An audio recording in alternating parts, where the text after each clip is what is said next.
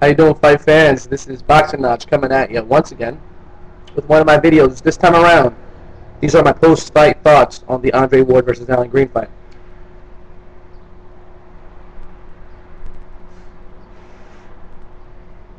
That happened last weekend. Excuse me.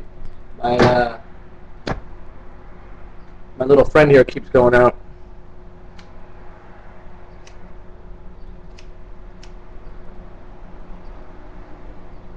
There you go. Anyway, Andre Ward, Alan Green, guys, what a boring fight. I'll be totally honest. Saw the first 5 rounds. Realized what Andre Ward was trying to do. Fast forward to the 12th round. It was a wipeout. What can I say, man? Alan Green's been exposed. You know what I mean? You smother him. You don't let him get that big left hook off or any of his big combinations off, and you can beat him. It's that simple. Like if Ricky Hatton could go up to the super middleweight division in another life where he would be taller and had the body structure for it, he'd kill Alan Green in his prime. He'd come up to him, smother him, wouldn't let him do anything, just like he beat Costa Zil. You know what I mean? Same style, guys. I mean, Andre Ward, he's just excellent, guys. I mean, excuse me, went out again. What's going on here? All right.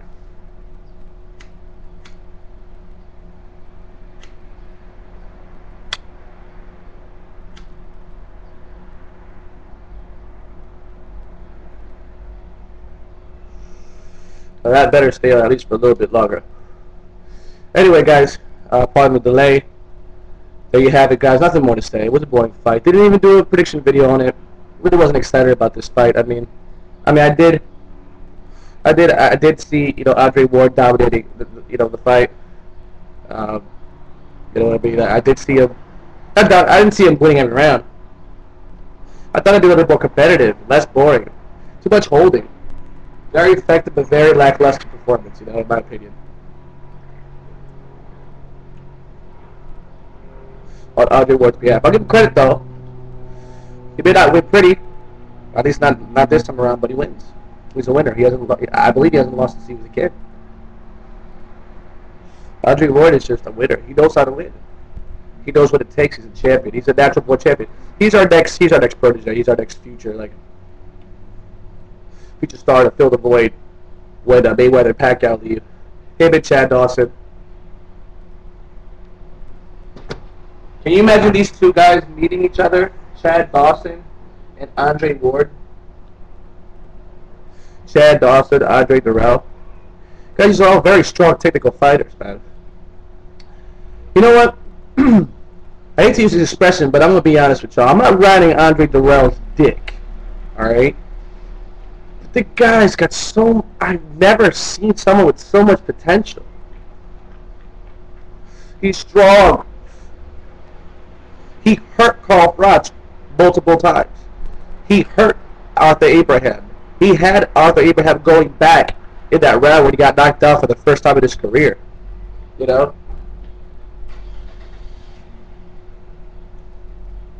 He has the power to back people off him. And he is the fastest 168-pounder I've ever seen. He's just so fast. You know, he's ambidextrous. I want to say he feels more comfortable at southpaw, but he's just as effective at finding out the orthodox stance. Andre Durrell's defense, although it is not impregnable, but his defense is very good. Andre Durrell knows what to do when he gets in trouble. Andre Durrell's got a heck of a beard. You know? He can take punches, guys. Andre Durrell, he's got a lot of potential. He has a tendency to slow down in the championship rounds. I mean, of course, you can't keep up that blinding speed, foot speed. I mean, the guy's all over the place. He's bouncing. He's not like Yuri Foreman, bouncing all over the place, you know? But he can, when he wants to be. You know, you saw him against Carl Froch, just literally just bouncing left and right, frustrating Carl Froch. You saw his head movement, and his upper body movement, and his beautiful, slick defense when he got cornered by Carl Froch, when he got cornered by Arthur Abraham. These are huge, massive knockout punchers. Carl Froch at the time had it over. He knocked out over 85% of his opponents. Arthur Abraham's knocked out over 85% of his opponents. These are huge, massive puncher guys. Massive punchers. And Andre Dirrell was able to defend them. You know, I mean, was able to defend against them. Well, he was caught against the ropes, cornered, you know, and he was able to elude their best punches. He even begged Arthur Abraham to hit him when he was in the corner. He literally went with his glove, come on, and he just had his head moving, his rolls, and then Arthur, desperate, you know, leaning out that left jab in his face, the stick in his face, and just trying to find the range, just that stick in his face, and you know, and trying to tag him and time him, but he couldn't. Old school fighting. That's Andre Dirrell. You know, I don't see him fulfilling his potential because of his attitude. But anyway, exciting time for him. He's definitely a future world champion. Remember, guys, he's still a contender. He's not even a world champion yet. He should have been. He beat Carl Froch. He's world class. You know, he's world class. He's in there with the best, and he's holding his own. In my opinion, he is undefeated. The record shows he's 1-1, a split decision loss, controversial split decision loss, and a very convincing, dominating performance against Arthur Abraham. So, say what you want to say, guys, but Andre Dirrell's looked impressive. He looked impressive against Arthur Abraham. He looked impressive, in my opinion. You know what? He looked impressive against Carl Froch. All right? This guy's the real deal. You know, Andre Ward looked very impressive against Mikhail Kessler, although reckless at times. And in this last fight, Andre Ward looked horrible. I mean, you guys know what I'm trying to say. Not that he looked horrible, but it was just a lackluster performance for me. And I'm a boxing enthusiast. I love boxing. I love the art of boxing, but I mean, come on. Punching, holding, pop shotting wasn't my thing. You know what I mean? There you have it, guys. Started with Andre Ward, ended with Andre Dirrell. And by the way, those two are going to fight. My prediction is coming up soon. I can't wait. I can't wait till these two guys fight. Guys, man, I really want to tell y'all who I'm going to pick. I mean, obviously, you guys probably already know. But I mean, you know what? My next video, my next prediction, hopefully, is going to be my Andre Ward versus Andre Dirrell prediction. And I am going to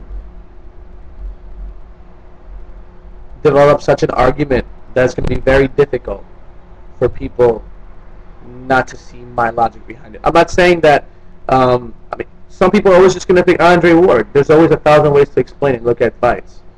I mean, you could have said, I'll be honest with you, I thought Oscar De La Hoya was going to whoop Manny Pacquiao's ass. We were wrong. You know, we used conventional wisdom. He was taller, he was stronger. I was wrong. We were all wrong. You know, those who picked Manny Pacquiao based on what they saw styles-wise, you know, they were the ones that got it right. You know? But anyway, there you have it, guys. My next video, hopefully, Andre Dirrell versus Andre Ward prediction. You know, we'll see what happens. I kind of feel... Anyway, we'll see what happens, guys. This is Boxing Knowledge out. Don't forget to subscribe, leave your comments. And remember, boxing is intelligence. Okay? Don't let nobody tell you otherwise. This is our beautiful sport, and we have to protect it. And we have to educate the public. Educate them.